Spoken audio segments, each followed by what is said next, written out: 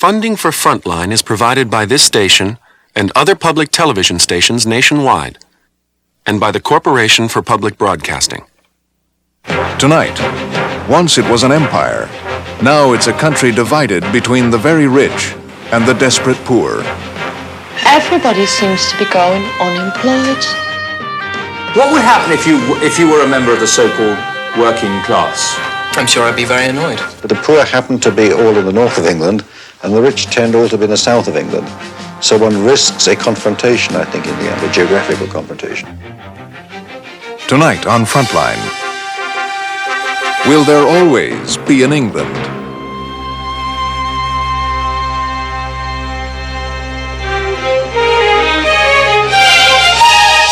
From the network of public television stations, a presentation of KCTS Seattle, WNET New York, WPBT Miami, WTVS Detroit, and WGBH Boston.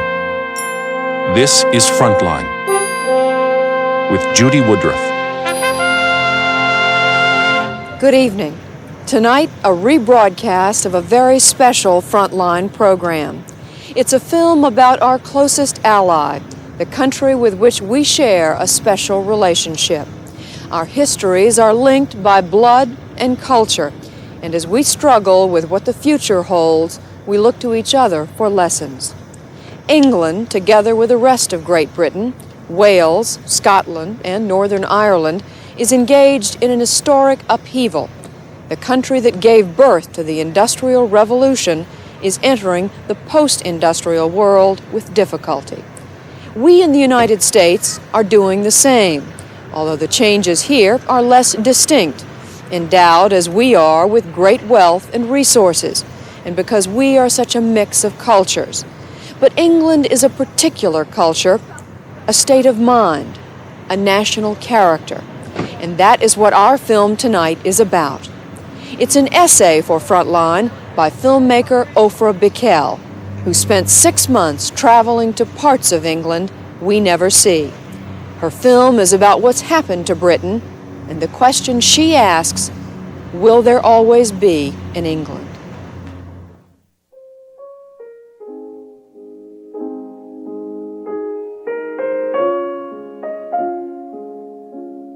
This green and pleasant land of poets, of Keats, Blake, Byron. A calm land that comforts us in our chaotic world. Like the English, we too believe that there will always be an England. While there's a country lane, wherever there's a cottage small, beside a field of grain. And of course, some rain.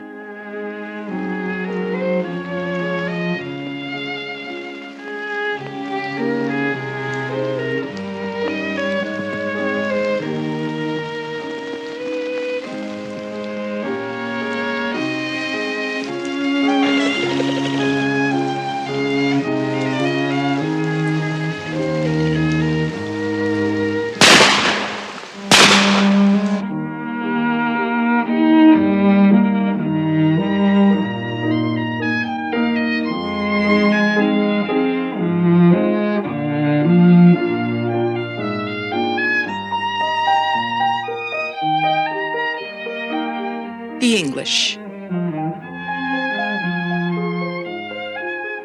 A subtle, civilized people.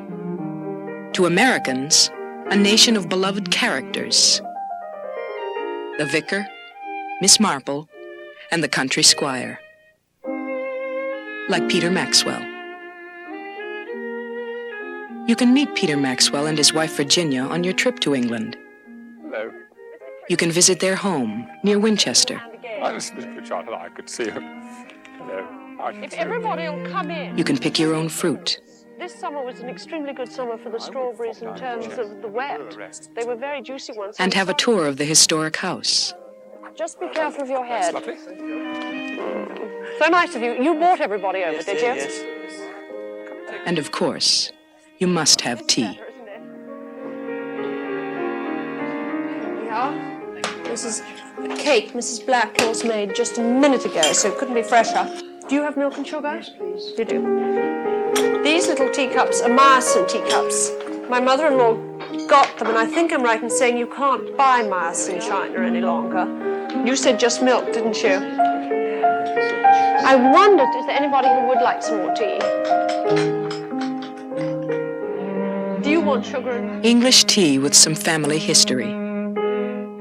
One of the features about the Maxwell family is that because they were Scottish, they were frequently on the wrong side. And one of the most interesting one was Simon Fraser of 13th Lord Lovat, who is this character portrayed in this famous print by Hogarth. He ended his life leading the Jacobite rebellion of 1745. He was caught, and he was the last man to be executed in public on Tower Hill, which is a doubtful distinction. You might be invited to a pheasant shoot. And even if you're not lucky, there's always lunch, where you can eat, drink, and listen to what's being said, if you can understand the language. I did put my name down for this trip. So he would enjoy it.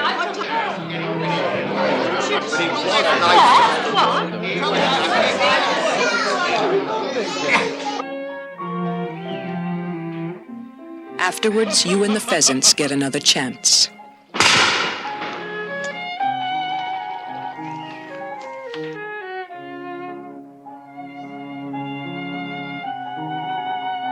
This is what you come to Winchester for.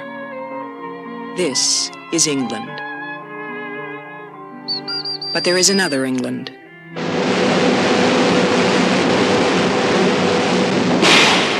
Mighty England of the North. Cradle of the Industrial Revolution. England of Birmingham and Sheffield, Manchester, Newcastle and Liverpool. Gateway to a great and vast empire, bringing wealth and power to this island nation.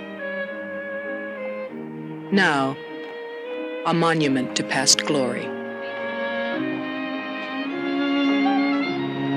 130 years ago, Britain was at the pinnacle of her industrial preeminence. Britain led the world. Britain was the workshop of the world.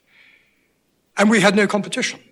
The difference today is that we have acute competition, and we have not faced that competition effectively. We have grown, our competitors have grown much faster. And in about 100 years, and it's now measurable, we have gone from the top of the industrial tree virtually to the bottom in terms of standard of living. We're down now to the same level as about Puerto Rico. I mean, Italy's overtaken us. We're in the third category of nations. And very shortly, we're going to be about the poorest country in Europe.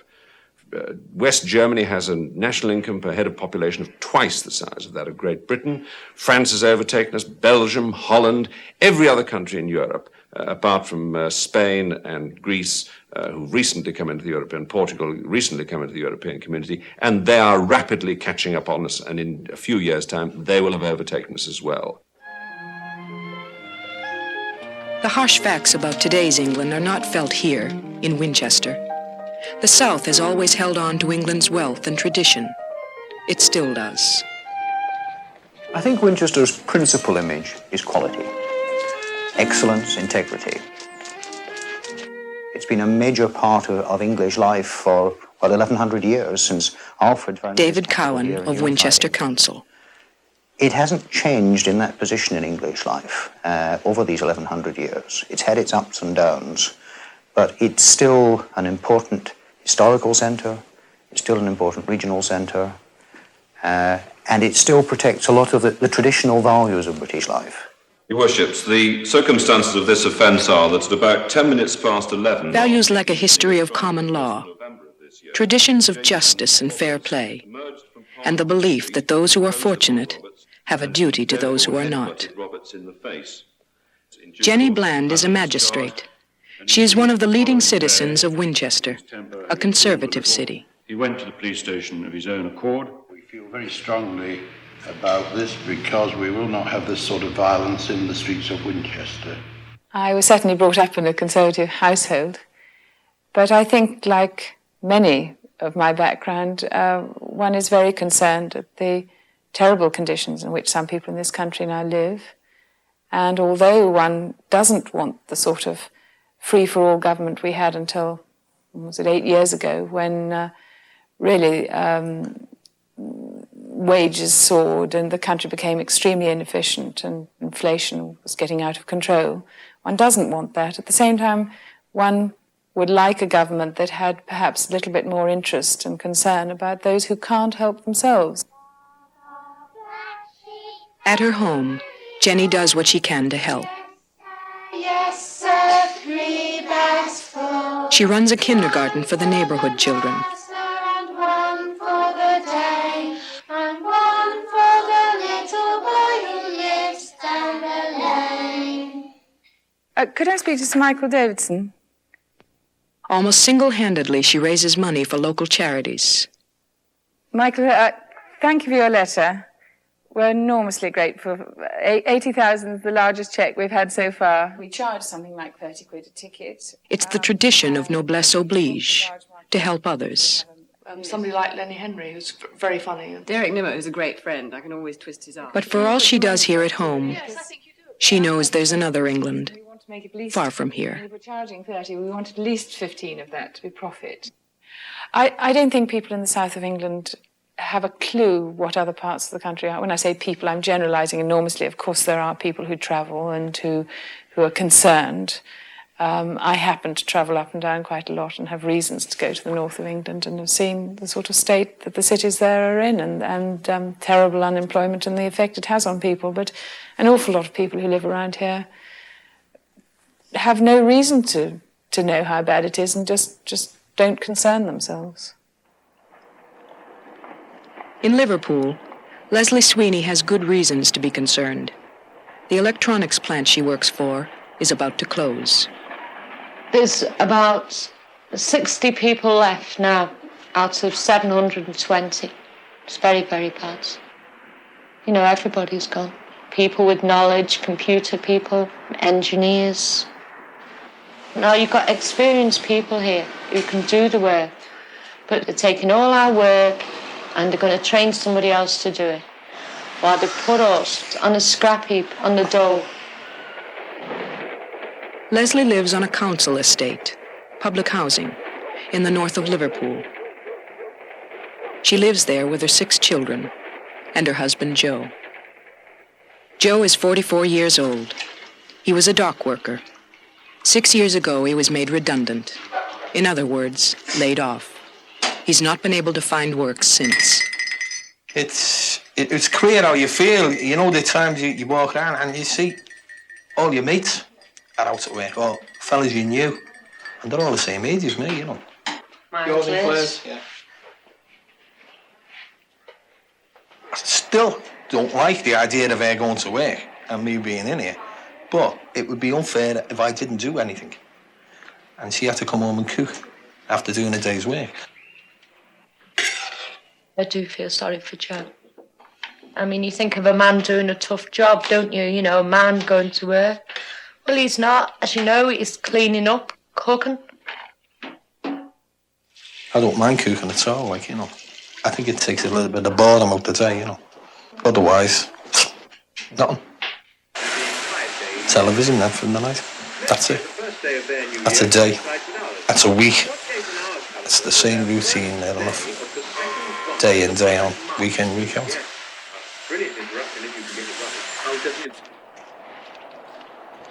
In 10 days, Leslie will return from her job for the last time.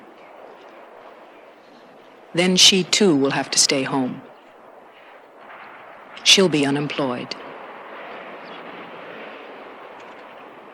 Everybody seems to be going unemployed.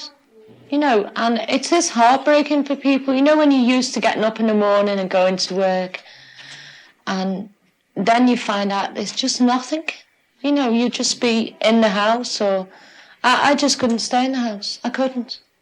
I know I couldn't. I mean, you think as you're getting older, I'm 41 now, And you think, you know, you're getting older, you'll be able to work and you'll be able to save this, that and the other, but you can't. I'll have to do something. There's no way I can sit in a house all day. I couldn't. I just can't do it. I know I can't do it. Joe does. I know, but I can't. No. Do you think you'll find a job? I'll search for a job. I'll go out first thing in the morning. Till last thing at night if I have to. I'll get something. But the visits to the job centre are sobering. I've applied for 38 jobs in the last 3 weeks. I've had 3 interviews. You never hear anything after an interview. It's if they pick people out before you even go for it. And it's just a formality that you go for these interviews so they can say, well, we've interviewed so many thousand. I applied for a job the other week that isn't even advertised yet. And there was 2,000 people for it.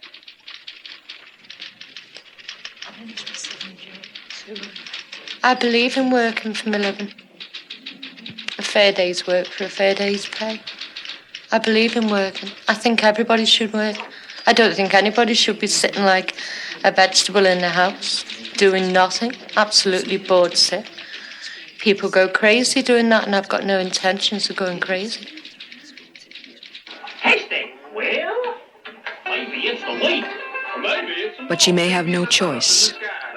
Soon she may find herself at home with her husband Joe and her 3 grown daughters, Dawn, Shirley, and Samantha, who with one other sister share a single bedroom. They are all in their 20s. None of them works. Yes, you're absolutely right. It is indeed St. Valentine's. I don't know what the future holds for them because it's just a boring life that they've got. I mean, they apply for jobs, they don't get jobs. I mean, all these young kids want to work. My daughters want to work, and my son, my friends' children in work, they want to work. They can't work. Nobody will give them work.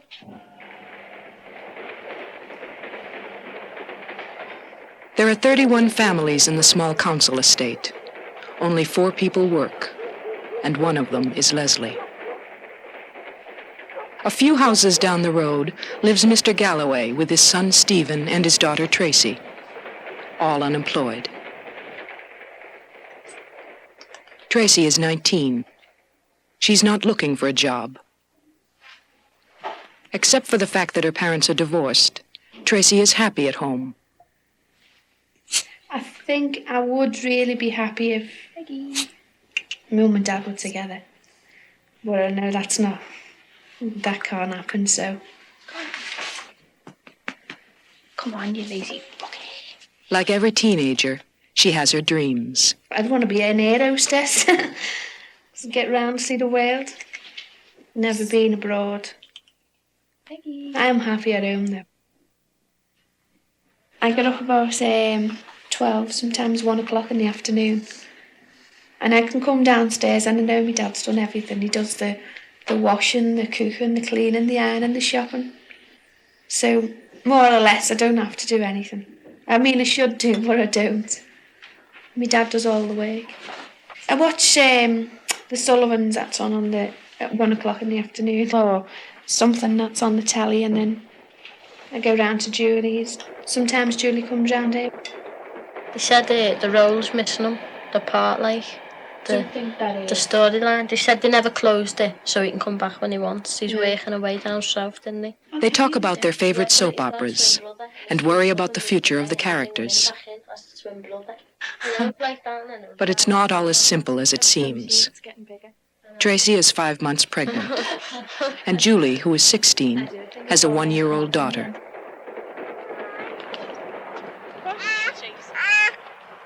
Their other friend, Annette, is 19. She has a son of 1 and a daughter 3. Lynn, Julie's sister, is 18 and has a 6-month-old baby. Not one of them is married. We asked them how many of their friends did not have babies. 2, I think. How many friends do you have who do have babies? Everyone.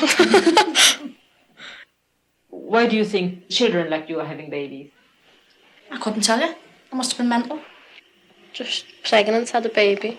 Told my mum that was it. Do you enjoy your baby? You enjoy life?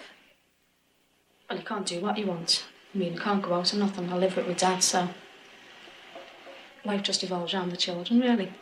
That is my life, the kids. Is it fun? No, it's boring. You're stuck, aren't you? Tied down and all that. Gotta come in and look after and all that. Change your nappy, do washing, ironing, feed them, buy them clothes. Got no money for yourself. Scruffy like me. That's it, like. So why do you think so many 16-year-olds have babies? Because they're stupid. If you were to give Tracy advice 5 months ago, what would you tell her? To get rid of it. I wouldn't have got rid of it. I wanted it. If I didn't want it, I wouldn't have had it. I was on the pill. I'm going to come off it. So I knew what I was doing. And I wouldn't have an abortion. No one asked me to have an abortion. Everyone advised me. Tricia said to me I was stupid for having one, and even Lynn and Julie, everyone's told me. But it's what I wanted, so it's me who's having it. What would the baby add to your life, do you think? I don't know, really. Gotta find out now, haven't I? When you had the car, were the I wouldn't like to be young today. You know, there's no work, there's no prospects or nothing. The girls, they all get into trouble, you know. Quite a few round here in this area that's pregnant, you know, or that's got children. I mean, she's not the only one. Oh, yeah. It's tragic, really. I'm glad that I was young, you know, years ago when there was plenty to do than what now, you know. I don't think I could cope now.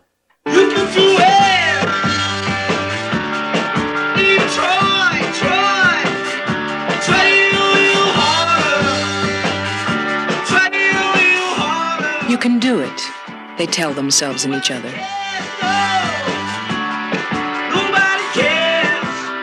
You can do it if you try. After all, others made it here in Liverpool, didn't they? Okay, here we are outside the Oxford Street Maternity Hospital, and in room 1924, John Lennon was born on the 9th of October 1940, and you can actually see this room itself. There it is, right in the middle with a balcony, fitting for John Lennon. But the Beatles, like the glory of Liverpool, belong to the past. The docks are now desolate, facing empty seas. The once proud port of an empire is no more. No other city in Europe, or indeed the world, has declined so sharply in the last 2 decades. It is a city of poor people, where 25% are unemployed. A city of the past. Well, the problem with Liverpool is that the reason for its existence has disappeared. It was a great shipping city, trade with Africa, trade with America, import of raw cotton, transatlantic passenger shipping, import of sugarcane, things like that. All that has disappeared. There's no passenger shipping anymore. We're on the wrong side of England for trade with Europe.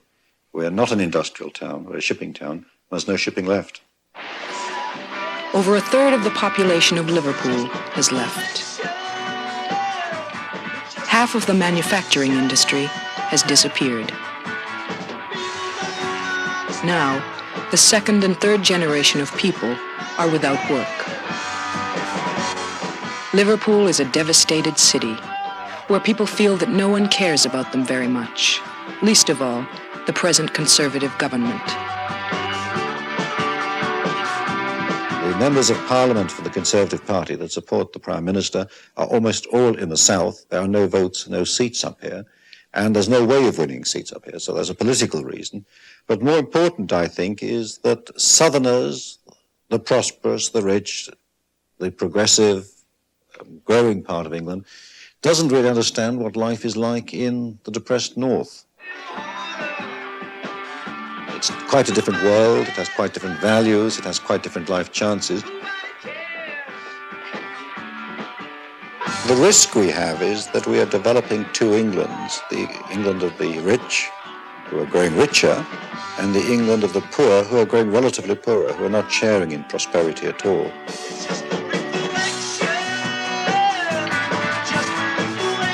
And it's not only that you have a rich class and a poor class, but the poor happen to be all in the north of England, and the rich tend all to be in the south of England. So one risks a confrontation, I think, in the end, a geographical confrontation.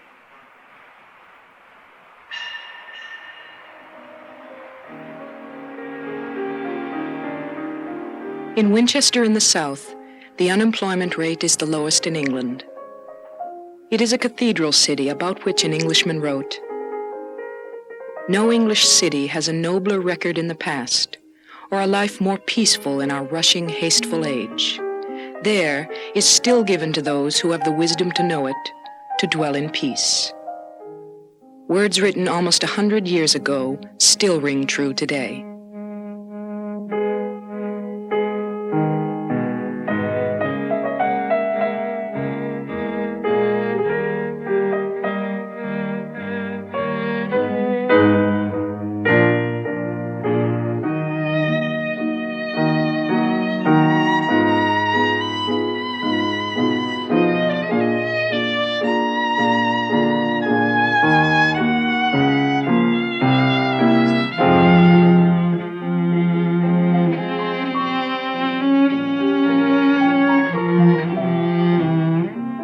Dr. Stephen Winkley is Deputy Headmaster of Winchester College.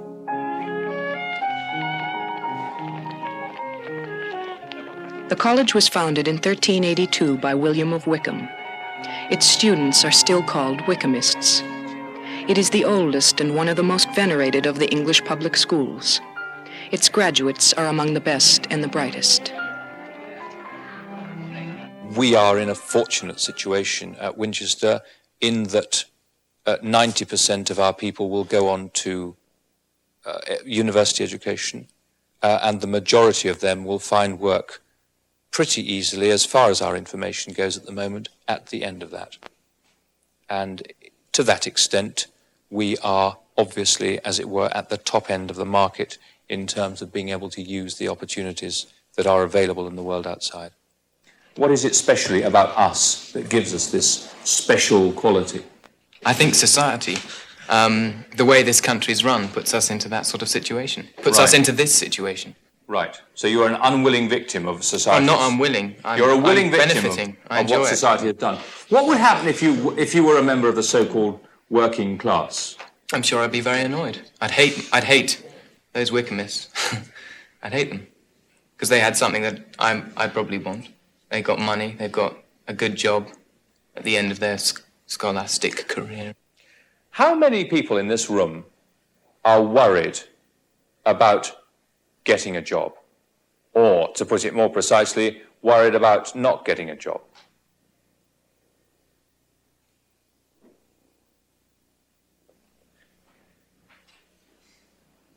I think it depends how many of us go to industry. Well, that itself is an astonishing reflection, isn't it? There are kids growing up in the north of England who have very, very little prospect of getting a job in the next 5-10 years. I know, I think we all realise that.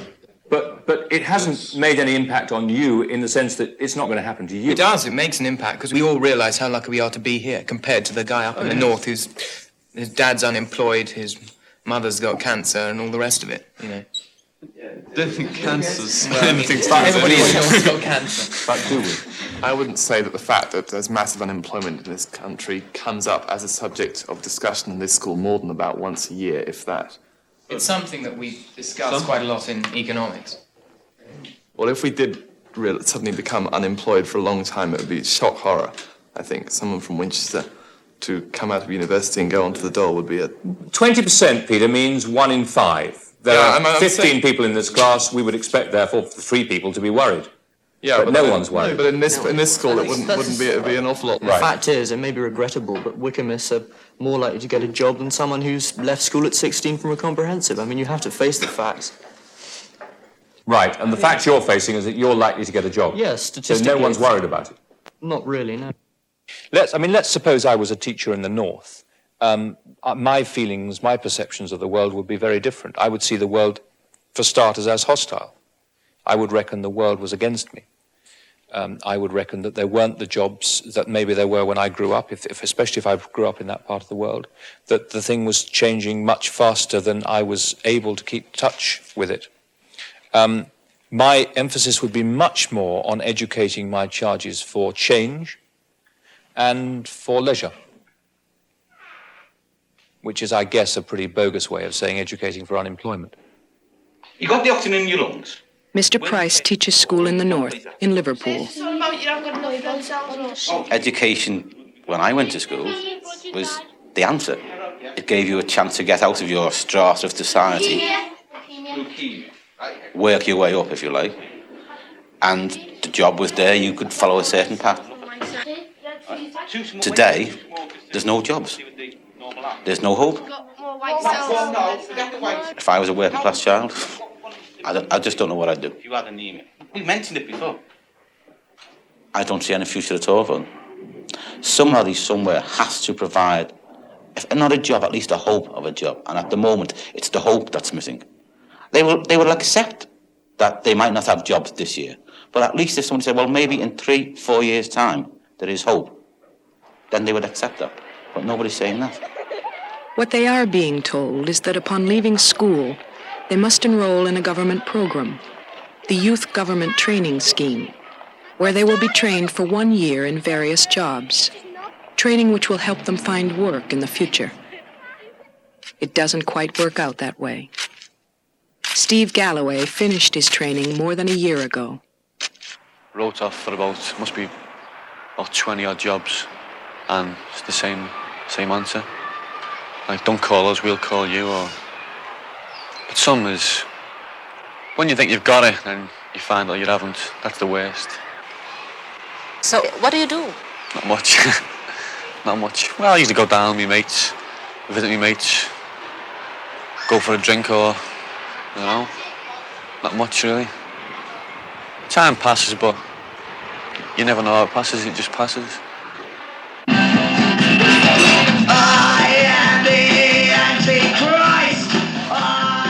Time passes as thousands of young people sit in broken-down youth centers, doing nothing.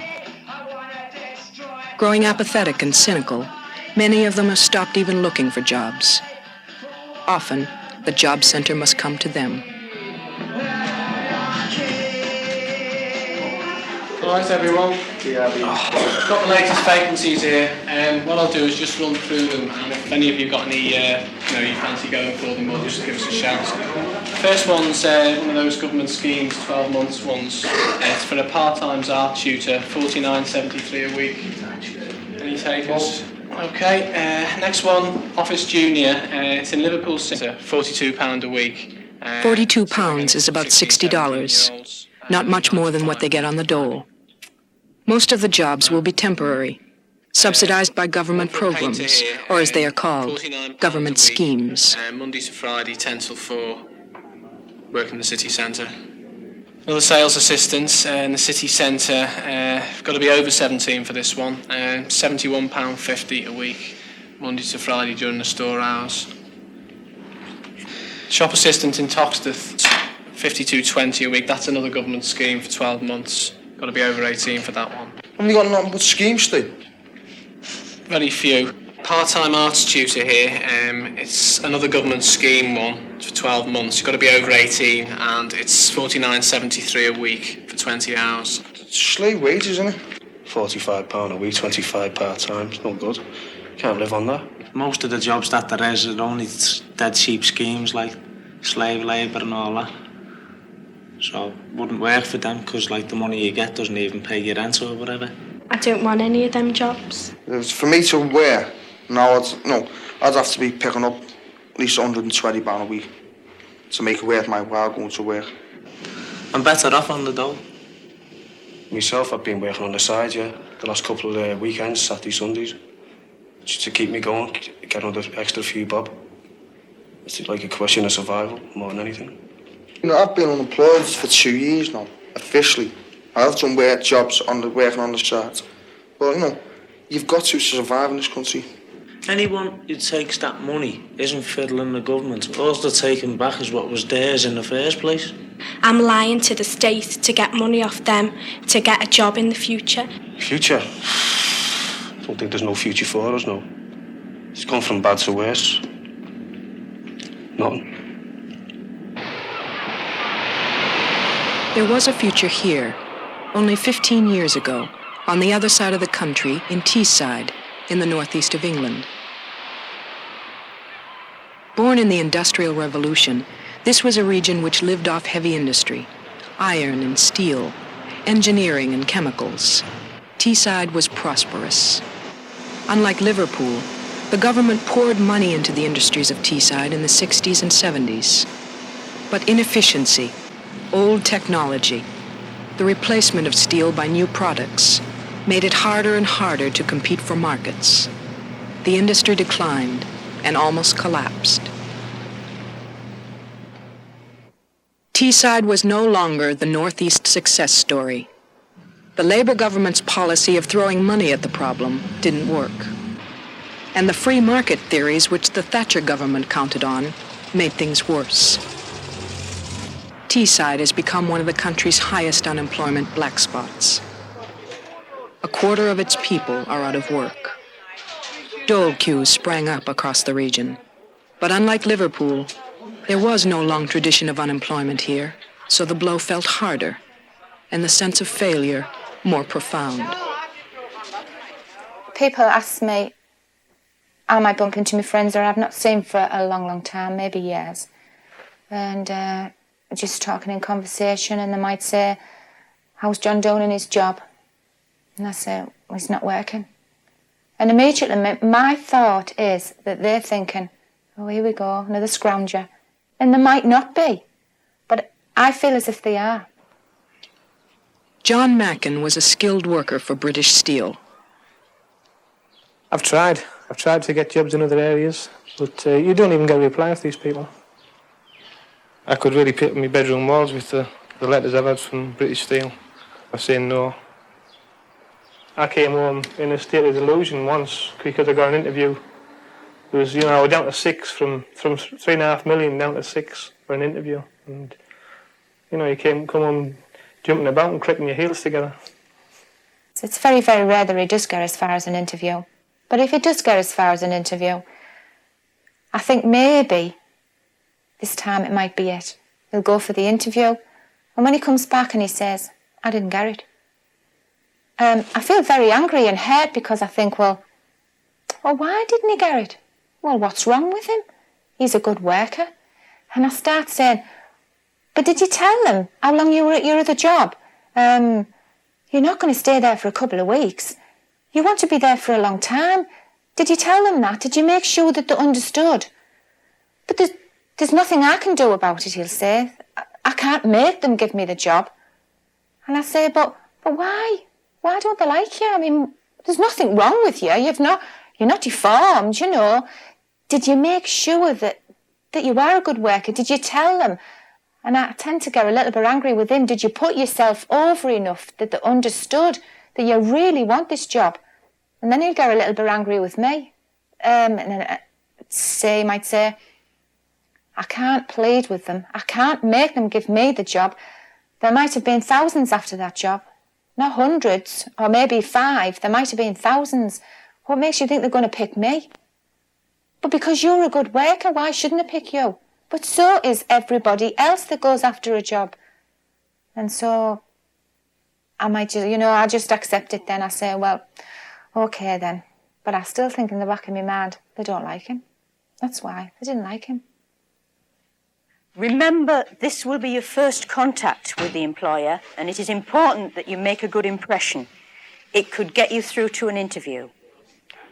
The government, too, seems to believe that it is all a matter of being liked. So job clubs are being run, where the unemployed are taught the secrets of appealing to a prospective employer.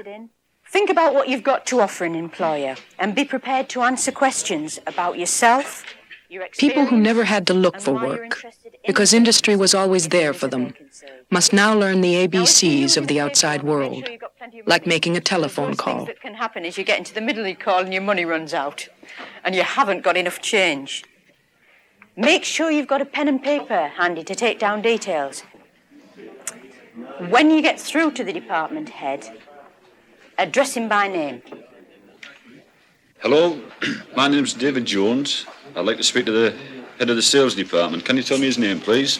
Yes, it's Mr. Stewart. I'll put you through. Hello, Mr. Stewart. My name's David Jones.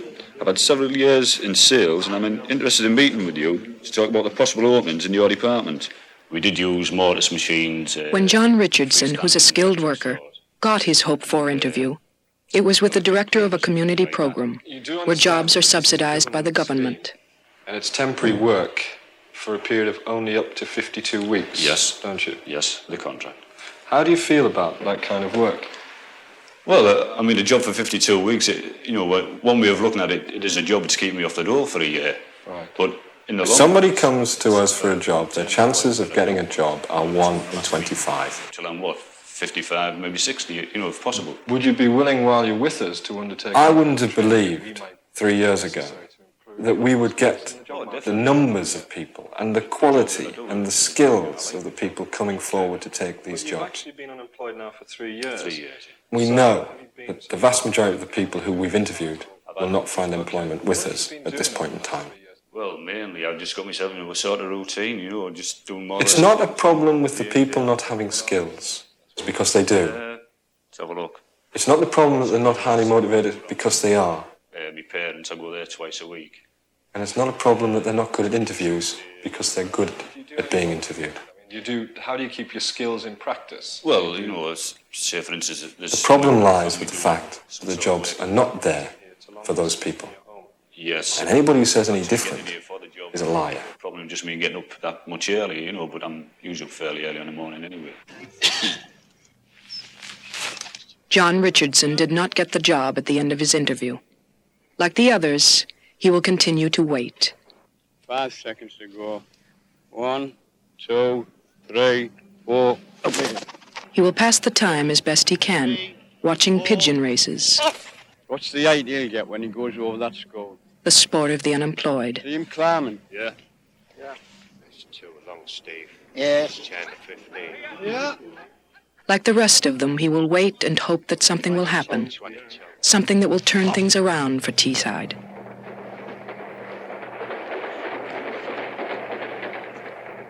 Why did this happen to England? Britain never took the decisions it had to take in order to modernise its manufacturing industry. It never took the decisions it had to take in terms of its attitudes in industry. And that's meant that for about the past 20 or 30 years, we've been in a pretty steady decline that's actually been hastened over the last 5 or 6 years very, very rapidly. Well, I think it's all part of the post-Second World War heritage in which we built a great country on an empire and with an empire and haven't yet adjusted to a new role in the world. I think we'd started doing that when Edward Heath took us into the European community at the beginning of the 70s, and then Harold Wilson confirmed that decision under the Labour government. I think people began to get a sense of being a European country and playing a role within the European community, and we started looking in that direction. But then, you see, we've had something like the Falklands War, which I think is a tremendous disaster from this point of view, because it's revived all the ideas of grandeur, of great old Britain going out into the world and being a great international power, when the truth of the matter is, which the British people don't like to face, and British politicians don't like to face very often either, is that we're the 19th country in the world. Many people say that the loss of empire and our failure to modernize after 2 wars, which in fact we won, are the fundamental causes of our failure to be more successful industrially. I don't believe it. I think the empire was a contributory factor in that it gave us access to protected markets, but not a fundamental factor. We actually won 2 wars, so the question comes up, if we can win a war, why can't we win an industrial battle?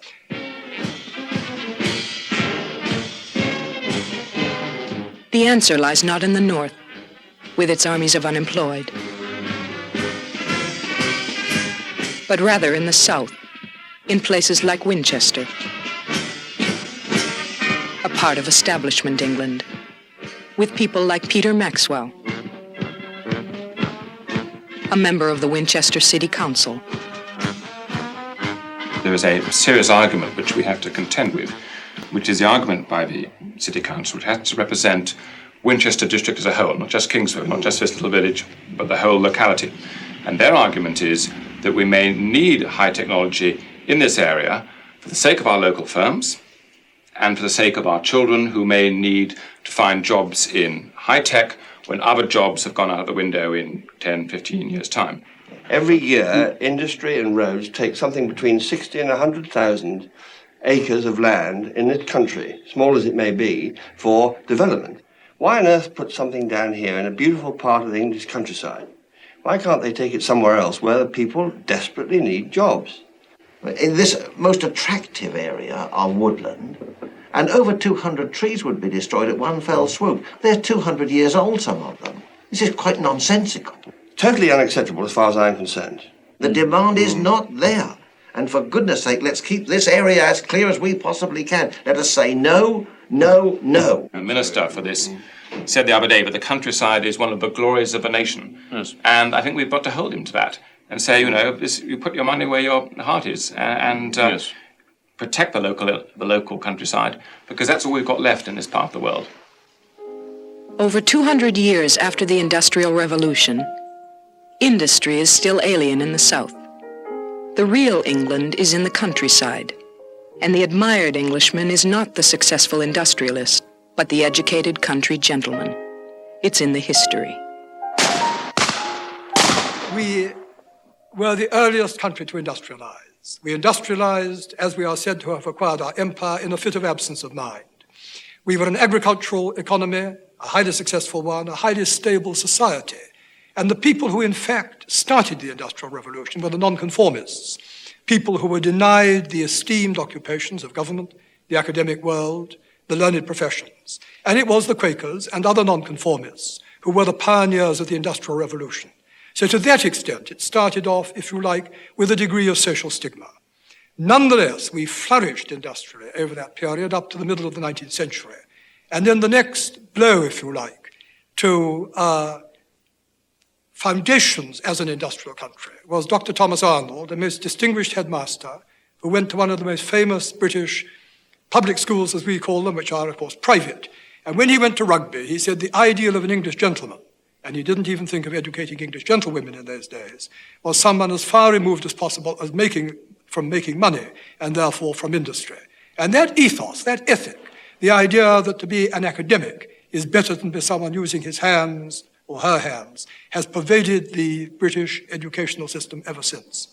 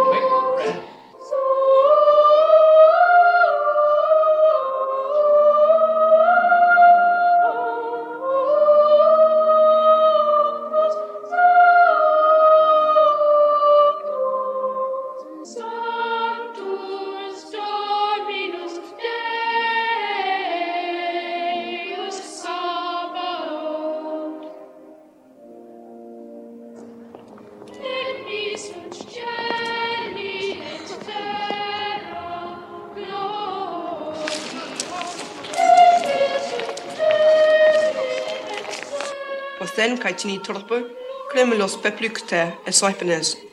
Upaithmai. What sort of job you think you'll be doing in 10 years' time? Michael? I should think something wonderfully unproductive like journalism, perhaps be an economist. Right. Thomas? I expect I'll probably be a lawyer or a banker or something. Mm-hmm. Edward? Banking or journalism, I think. Rufus? Something like business or finance. Jamie? I'd like to go into television. If there's any. Melin?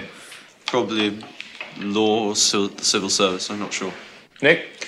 Probably some sort of surveying or banking, I don't know. Mm-hmm. Emma? I'll probably be married to a banker. Or... Dominic. Yeah. Diplomacy, probably. Mm-hmm. What kind of jobs do you think would be unsuitable? The British generally have a pretty arrogant view of going into industry. It's rather sort of down market, they think. Yeah. I mean, this is probably one of the reasons why British industry is doing so badly. If people are going through so-called respectable careers. A Wickhamister became a sales manager would be frowned upon. Right. Right. Does anyone want to add to that? There are some careers which, if you sort of announced in tea or lunch or something, there would be a sort of stunned silence. Everybody would drop their forks and go, "You what?" That's You're right. going to go into sweet manufacturing or something. That's right. Well, industry at the moment is a very risky thing to be involved in. There are companies going into liquidation every day. There's an enormous amount of risk in it. And compare the risk in industry to the risk of being a lawyer, where there are enormous profits. The market is huge and growing. It doesn't actually produce anything, but it's an enormously safe job. Industry sums up something that's greasy, dirty, strikes. It's just unpleasant. It's just not something that some little sheltered boy who goes to Winchester College would do. In one sentence, I think I would sum it up by saying it is we don't regard industry as the occupation for a gentleman. This report now from Terry Baker. Any new industry which these days provides jobs in the North East is more than welcome in these very grim times. Hartlepool is... In fact, so few people go into manufacturing industry these days that those who do are hailed by press and television. This story started when the government offered a £75,000 bank loan to anyone willing to open a factory in the north. Chris Leveris, a Greek Cypriot, was interested. The fact that he hadn't a penny of his own did not stop him from picking up the telephone. I heard this voice, obviously a foreign voice. I didn't know where he was from. I didn't know what he was wanting to do. He wanted to come and talk to me about setting up a factory, a business in Hartlepool. I said, well, look, this is not a question of me failing. I am going to succeed. Have no fear. Never mind the cost. At the end of the day, I said, we will succeed. I didn't really believe it, but it was... Within 2 weeks, he was back again. It took a few weeks of, persuading people, but I had a big enough mouth to make sure that everyone understood what I was saying. It was just unbelievable. The rest of the story tells itself. This is BBC One. Now from Newcastle, look north with Mike Neville. 3 years later, Mr. Chris is a huge success story. He employs over 300 workers in his factory, and his business is worth $15 million. Television hails him. The government honors him. Peter Holland has been looking at the recipe for success. If the man behind the venture gets his way, then before long, Hartlepool could become known worldwide as Cake City.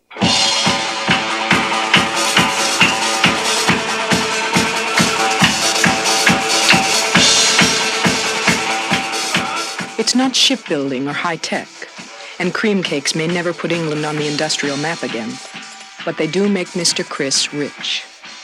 He works hard for it. Whether I am here, whether I am traveling, whether I'm at home, at all times, I think of how I'm going to make it bigger, better, more strong. Sometimes I get up at 1, 2 o'clock in the morning, I do my exercise in the bathroom, and I think, now, that's what I should do tomorrow, and I cannot go back to sleep. So I get in my car, I come to work. 2 o'clock in the morning, 3 o'clock in the morning here is not news to my staff. They don't even turn a hair. They expect me. And this attitude is what Mrs. Thatcher expects from Britain. A new attitude towards entrepreneurship and industry. What Mrs. Thatcher's got in mind, it's really 50 years in advance for the majority of people in this country. They're not ready yet. No way. If they were ready, there's lots of money in this country. Go out and get it. It's there. That's the motto. But to do that, England will need a new kind of industrialist, able to resist what the old ones could not. The lure of being an English country gentleman.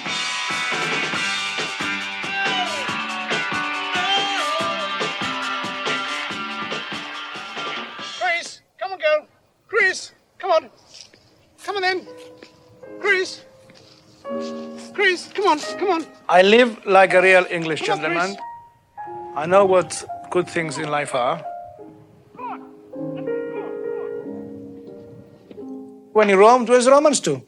But I do it better. I do it better. Come on, girl.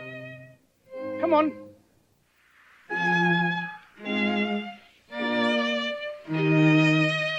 So our journey ends where it began, in the English countryside, where no new ideas, no government plans, no bleak statistics hold faster than the English dream and the belief that as long as there's a country lane, wherever there's a cottage small beside a field of grain, there will always be an England.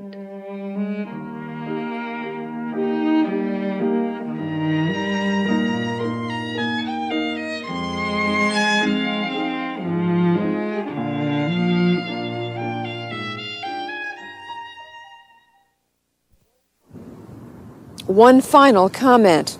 It's ironic that so many of the qualities we admire in the English, their attachment to place, their civility, their ability in the face of misfortune to make do, are perhaps the very things that make it so hard for them to deal with the changing world. Please join us again for Frontline. I'm Judy Woodruff. Good night. Next week on Frontline, it's not Miami Vice. It's real cops, real crime, real danger. The streets are like the jungle in a way. It's like an avalanche that keeps coming and coming, and you know, you put your finger in here and boom, and it comes out, and you go over here. You know, you just can't stop it. Watch Street Cop next week on Frontline.